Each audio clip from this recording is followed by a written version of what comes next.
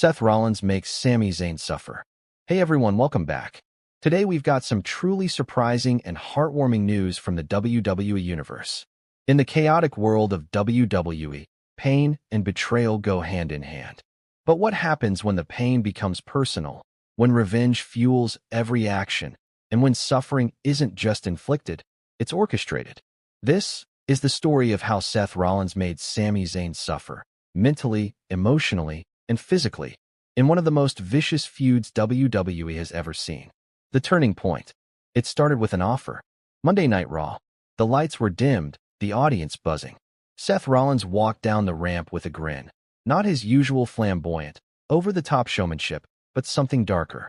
He had Paul Heyman by his side and Bron Breakker behind him like a loaded gun waiting to explode. Rollins stood in the ring and made a stunning offer to Sami Zayn. Join the movement, step into the future of WWE, or be left behind. Sami Zayn, always the rebel, always the independent spirit, looked Seth Rollins dead in the eyes and said, "I don't sell my soul." Those words didn't just reject Rollins. They insulted him. To Seth, this wasn't just a refusal, it was humiliation. And that's when everything changed. What followed wasn't a typical rivalry. It wasn't just a grudge.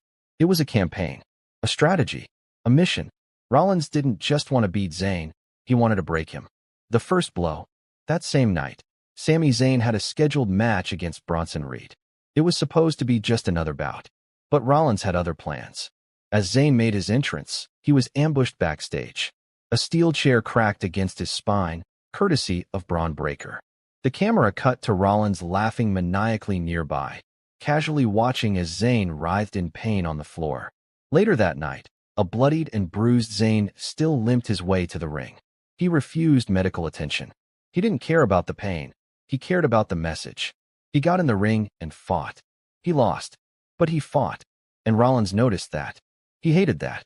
So the next week, it got worse. The breakdown. In the weeks that followed, Sami Zayn found himself constantly attacked.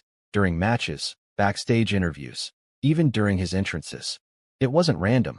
It was organized. Premeditated. Precision warfare. Bron Breakker would pounce like a lion. Paul Heyman whispered instructions. And Seth Rollins? He watched it all unfold like a conductor in an orchestra of suffering. Sami Zayn was left battered. His wins became rare. His confidence started to crack. Backstage interviews showed a different Zayn, one who struggled to find words, one who flinched when someone entered the room. He had trust issues. Rightfully so. Rollins wasn't just hurting Sami. He was isolating him. And then came the match that would haunt Zayn forever. The slaughter in St. Louis. Raw in St. Louis. Sami Zayn versus Bron Breakker. The stipulation. If Zayn won, he'd get a match with Seth Rollins at Backlash. If he lost, he'd be suspended for 30 days. The match started off with fire. Zayn threw everything he had at Breakker. Elbows, dives, and heart. So much heart. But Rollins appeared at ringside. Laughing. Mocking. And then, the steel chair. With the referee distracted, Rollins slid the chair to Breakker. One thunderous shot later, and Zayn was down. 1, 2, 3. Sami Zayn was suspended. Backstage, Rollins held a press conference, not to discuss strategy, but to mock Sami. He had his chance. He chose suffering. Now, he'll learn what that truly means. Zayn disappeared from WWE for 30 days. But his suffering didn't end there. The psychological warfare. During Zayn's absence, Rollins flooded WWE programming with propaganda. Every week, a new vignette aired, footage of Zayn losing, crying, breaking. Over it, Rollins narrated, "This is what happens when you defy me. This is what pain looks like."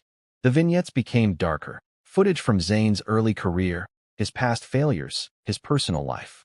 Rollins attacked his legacy, his value, his identity. Even Kevin Owens spoke up, telling WWE.com, "This is sick. This isn't wrestling. This is personal abuse." Rollins laughed. "Exactly," he said. By the time Zayn returned, he wasn't the same. He was gaunt, distracted, quieter. But his eyes told the story. They burned with rage. And with that fire came a promise. The return. Sami Zayn returned to Raw unannounced. The crowd erupted. He ran through the audience, hopped the barricade, and stormed the ring mid-match, attacking Bron Breakker with a kendo stick like a man possessed. Rollins appeared on the stage, clapping. Calm. Calculated. Zayn grabbed a mic and said, "I don't want to wrestle you, Seth. I want to hurt you. I want to see fear in your eyes." That was the spark. Triple H booked the match. Seth Rollins versus Sami Zayn. No disqualifications. No interference. No mercy. Rollins accepted, but with a grin. "You still think this is your redemption story," he said. "But it's your funeral." The bloodbath at Backlash. Backlash. Main event. Sami Zayn walked to the ring with scars on his back, a steel chair in hand, and vengeance in his heart. Rollins walked out in a white suit, mocking Zayn once again. A pristine suit for what he called Sami's burial. The bell rang, and all hell broke loose. Steel chairs, tables, kendo sticks. Zayn's rage was pure, unfiltered. He finally got Rollins alone, and he was making him pay. Rollins bled early. He smiled through it. He whispered to Zayn, "You're just like me." But Zayn shook his head. "No, I'm still human." The fight lasted 32 minutes. They fought into the crowd, onto the stage, even backstage momentarily. The climax came when Zayn powerbombed Rollins through a flaming table set up near the ramp. Rollins screamed in agony. But before Zayn could pin him, Paul Heyman appeared with Breakker. Interference. Chaos. A curb stomp. 1, 2, 3. Rollins won. Zayn lost again. And the suffering wasn't over. The aftershock. In the aftermath, WWE's medical team tended to both men. Zayn was stretchered out. Rollins walked, barely. Backstage, Rollins declared himself the pain architect, claiming that Sami Zayn had just become a martyr for nothing.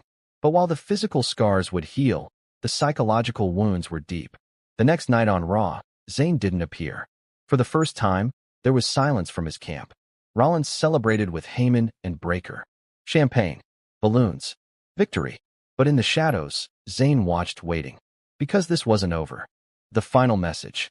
The final chapter is still unwritten. Rollins believes he's made Sami Zayn suffer.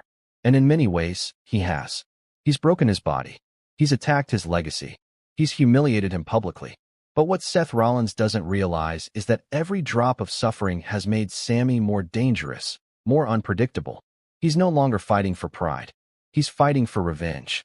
And revenge has no deadline. This was the story of Seth Rollins and Sami Zayn. A tale of pain, manipulation, and survival. In WWE, victories are temporary. But suffering? That lasts forever. Stay tuned. Because in this war, no one walks away whole. And for Seth Rollins, his moment of reckoning may be closer than he thinks.